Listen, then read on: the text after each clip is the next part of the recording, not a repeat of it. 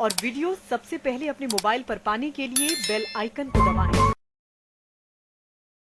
आई witness news पर आप देख रहे हैं समाजवादी पार्टी के प्रत्याशी डॉक्टर नवल किशोर साक्य की आई विटनेस से खास बातचीत। आप देख रहे हैं आई विटनेस। मेरे साथ फरुखाबाद से समाजवादी पार्टी से प्रत्याशी नवल किशोर साक्य इस टाइम साथ में हैं। उनसे जुड़ते हैं 2024 के चुनाव को लेकर चर्चा करते हैं। क्या सर मुद्दे रहेंगे आपके? सबसे पहले तो मैं बड़े भाई आई विटनेस न्यूज़ के जो संपादक थे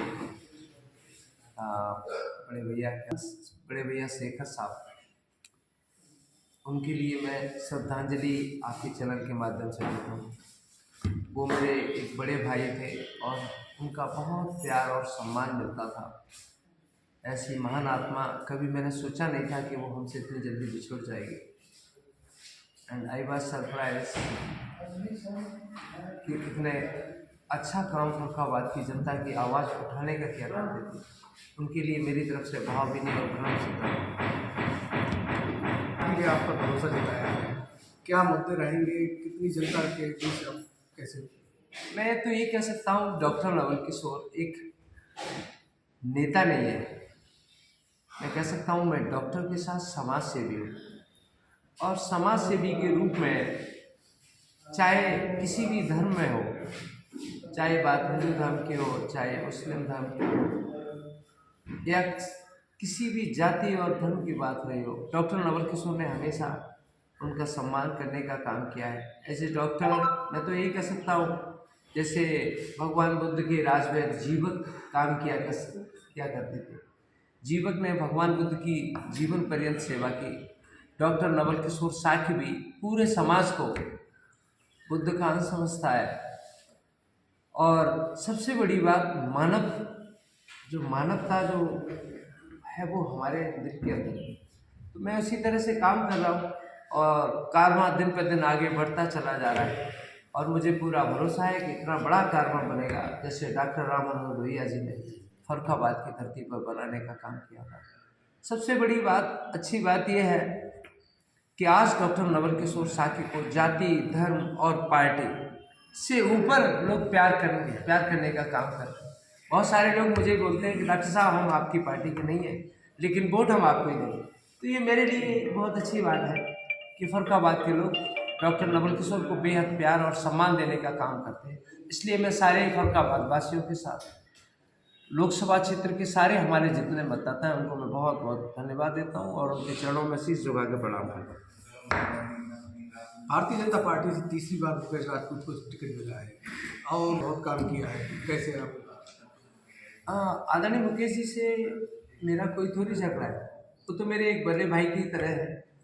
मेरा झगड़ा तो उस पार्टी की आइडियोलॉजी से, उस विचारधारा से, जो विचारधारा इस देश के किसानों के विरुद्ध है, वो विचारधारा हमारे गांव के गरीब बच्चों के विरुद्ध है और वो विचारधारा नौजवान के विरुद्ध है जिन्होंने देश में, क्योंकि फरुखाबाद में फतेहगढ़ हमारा फौज का, मिलिट्री का एक बहुत बड़ा सेंटर है। यहाँ हमेशा रैलियाँ हुआ करती थी और रैलियों के माध्यम से हमारे गांव के किसानों के बच्चे पहुंच जाते थे। अग्निवीर योजना के नाम पर इन्होंने नौजवान का भविष्य बर्बाद कर दिया।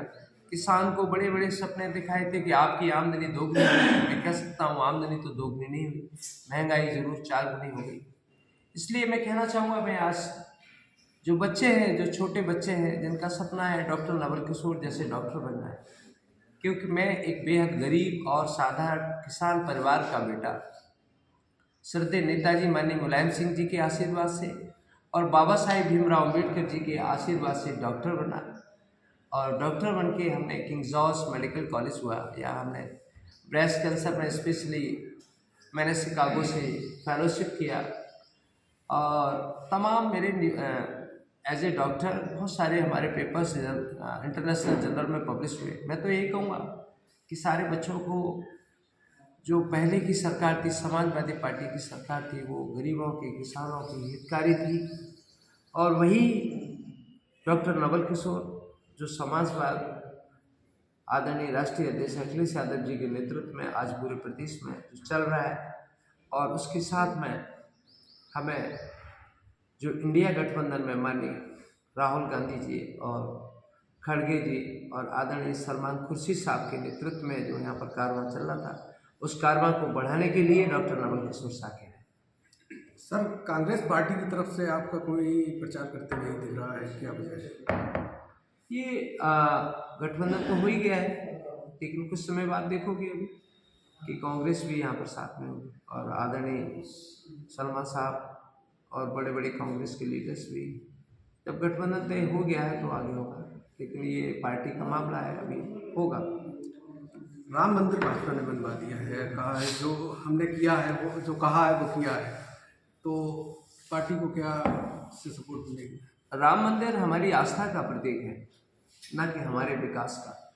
हमारा विकास, हमारी शिक्षा और हमारे घर में खुशियाँ, प्रदेश में और देश में खुशियाँ लाने का अगर कोई काम करेगा तो वो भारत का संविधान करेगा। बाबा भीमराव अम्बेडकर जी का संविधान में जो लोकतंत्र की सबसे बड़ी ताकत थी, और वही ताकत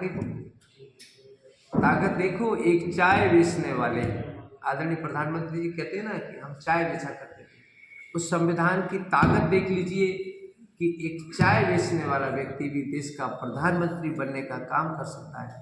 तो ये संविधान की ताकत है। राम मंदिर हमारी आस्था का प्रतीक है, हम भी भगवान राम के चरणों में शीश झुका के प्रणाम करते हैं।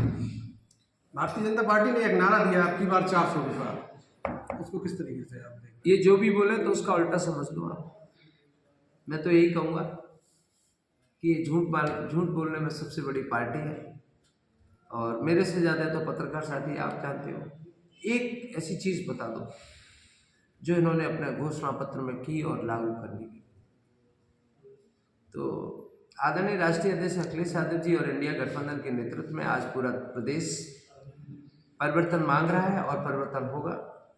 बड़े बड़े ऐतिहासिक मूवमेंट आप लोगों ने सुने होंगे और देखे होंगे। 1973 का जमाना देखा होगा, तब भी इस देश में परिवर्तन हुआ। ये देश अंग्रेजों के गुलाम था, तब भी इस देश में परिवर्तन हुआ, और परिवर्तन समय की मांग है। और विपक्ष भी जब तक मजबूत नहीं होगा तब तक मैं कह सकता हूँ कि सरकारें निरंकुश हो जाती हैं, इसलिए भी विपक्ष को मजबूत होना जरूरी है। उम्मीद है आपको हमारी ये खबर पसंद आई होगी। आप इसे लाइक करिए, अपने दोस्तों के साथ शेयर करिए और उस पर कमेंट करिए।